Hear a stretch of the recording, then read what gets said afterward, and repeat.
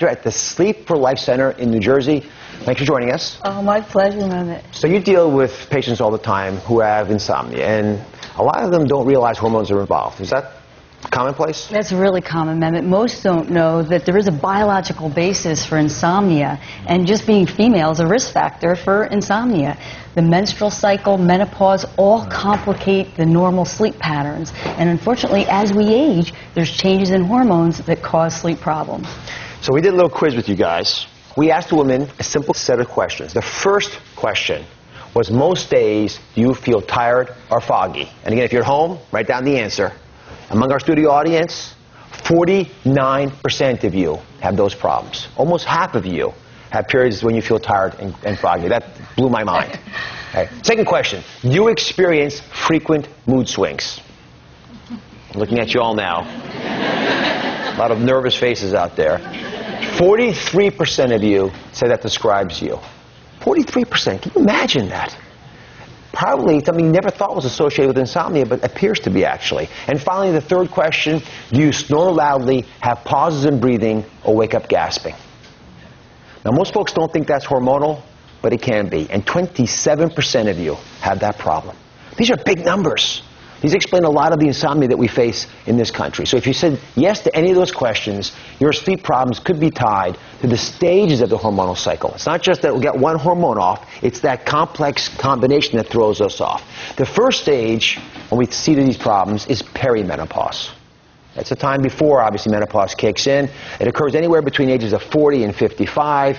And Dr. Ash, there's so many things happening in perimenopause, but fundamentally, what do you think is the major hormonal issue?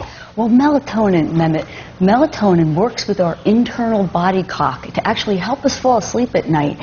And as we age, over time, we see declines in melatonin, and in the menstrual cycle, you'll see dips in melatonin. So melatonin can present a real challenge.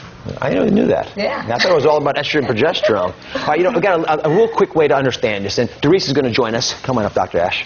Hey, Doris, welcome to the show. Thank you for having me. You represent all perimenopausal women. So everybody out, I assume you're perimenopausal. I guess so. That's what they're telling me today. All right. So I've got a little demonstration that I think will bring this alive for everybody. And if you think about the sand in this hourglass as being the amount of melatonin in your body, and I'm going to again emphasize this, melatonin is something I didn't have on my radar screen, but we need to now. And this hourglass represents your body.